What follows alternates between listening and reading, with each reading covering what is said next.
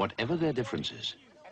On this issue, these politicians are united as never before. If we came out of the community, the effect on investment here would be damaging. We'll get the benefit. The areas of high unemployment, the development areas, the whole of Scotland will benefit. We know there'll be fewer jobs if we come out. The unequal contest ended with an unequal result.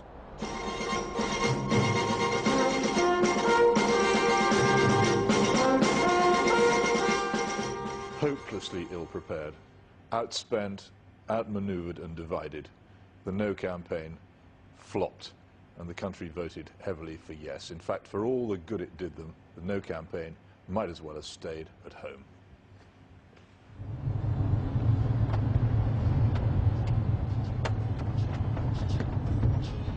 In the hot summer of 1975, the campaign was soon forgotten. In the summertime, when the weather is high, you can stretch right up and touch the sky. When the weather's fine, you got women on your mind. Have a drink, have a drive, go out and see what you can find. Other issues now dominated British politics. Economic decline seemed unstoppable. Strikes, uncontrollable. The left continued its slow-motion takeover of the Labour Party. Jim Callaghan succeeded Harold Wilson at the head of a demoralised minority government. Europe seemed a closed issue. Tell you what I don't want to see. What's that? Labour in power again. Labour in power? Was that the Marx Brothers? No, another bunch of comedians. Coming shortly, the Conservatives.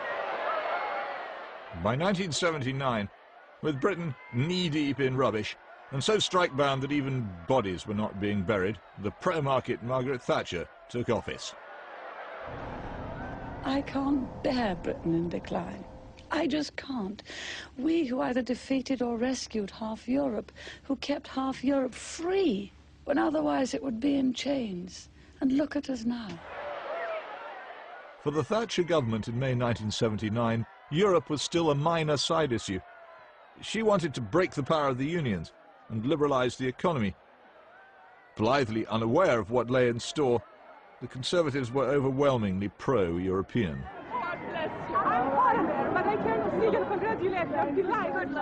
The sceptics were an irrelevance. Mrs. Thatcher was enthusiastic about the question of Europe.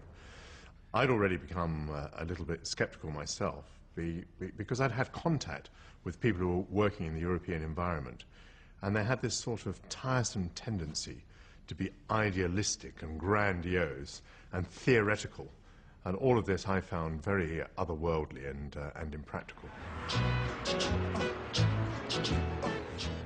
But while the Tories drifted complacently, the issue was still very much alive in the Labour Party. The party's hard and sceptical left used the 1979 defeat to seize power.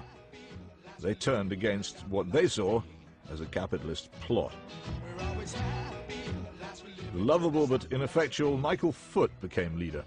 Tony Benn appointed himself the workers' champion.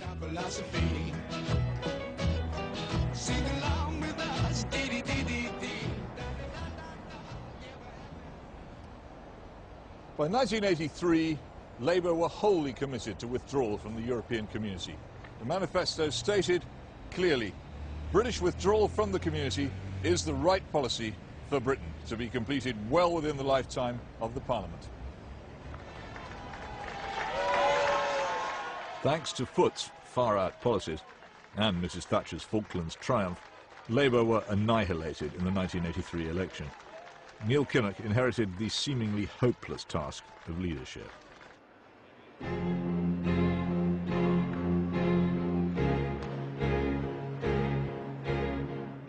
By 1984, the combative Margaret Thatcher faced her first real fight in Europe.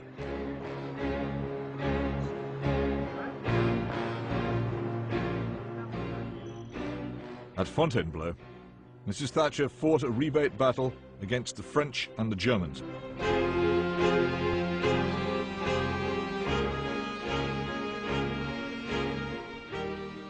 Britain's huge net contributions to the community were plainly unfair. But this was not a fundamental clash of principle.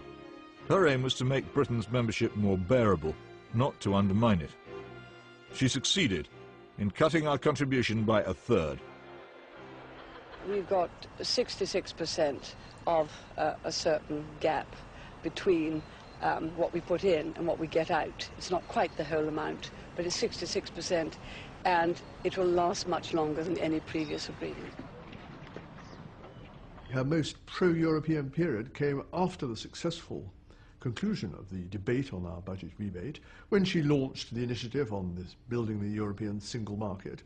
And if you read her memoirs, you'll find that even in 1985 she was describing herself as a European idealist, perhaps with a different ideal of exactly how Europe should develop from many others, but still as a European idealist. Mrs. Thatcher wanted to complete the so-called single market. Supposedly, this meant British goods could be sold easily in European community countries on equal terms. Ministers thought it would boost our newly deregulated economy. But in return, we had to hand over important decision-making powers to Brussels and lose many of our national vetoes.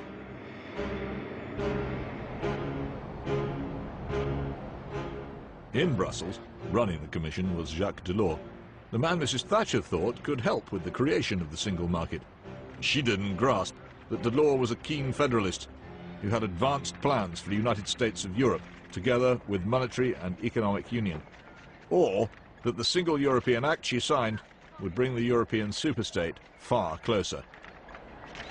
There was a tendency, particularly in the Foreign Office, but I think among the British politicians too, to underestimate the strength of the drive to ever greater integration, and to underestimate too the importance of each small step leading to something else. At the Luxembourg summit in 1995, Mrs. Thatcher agreed to the act, handing substantial power to Brussels. There are some people who are going to say, oh, this majority voting means that we could be voted down on important subjects. Yes, but on the other hand, we do need to get some of our trade and business into the common market, which is stopped now because they won't agree to certain standards because one person can veto it. I was Margaret Thatcher's chief policy advisor in the middle 1980s. The only thing I was not responsible for was Foreign Office policy, and the single market was on the edges. It was at the territorial dispute end of the spectrum. Foreign Office advises very strongly to back it. I was very worried about it. Margaret Thatcher went into the Single European Act wholeheartedly and enthusiastically. She thought that was to the benefit of Britain because we would be able to export more. She thought it was to the benefit of Europe because it would open it up and liberalise the economy. Look at the title of that treaty, Single European Act. Nothing much about a market there. It's about a single Europe. It's not about a single market. It was about giving a whole new vast tranche of powers. I mean, it's in that treaty that we get for the first time mentions of the single currency, economic and monetary union, and of a common foreign policy and a common defence policy. Everything that's been rolling on ever since actually began at that time. Now, in 12 areas of decision-making, we could be outvoted and overruled by the rest of Europe. As a deregulated city boomed, small business was swamped by a mudslide of new Brussels rules.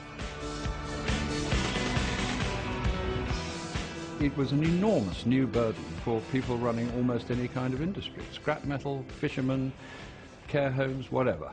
People who were affected directly and found that their business was becoming much harder to run, or in some cases impossible. I mean, we lost tens of thousands of businesses because they couldn't comply with all these mad regulations that were pouring out. The Single European Act was a major step towards political and economic union, missold as an opening up of markets. The sceptics had failed to pay enough attention to it, and so it slipped easily and quickly through Parliament.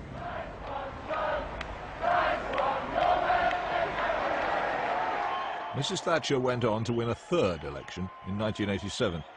She and her government were tired and stale, but weak opposition kept her in office. Her cabinet were restive, and many colleagues yearned to displace her. And she was starting to have serious doubts about Europe, doubts she confided to close allies.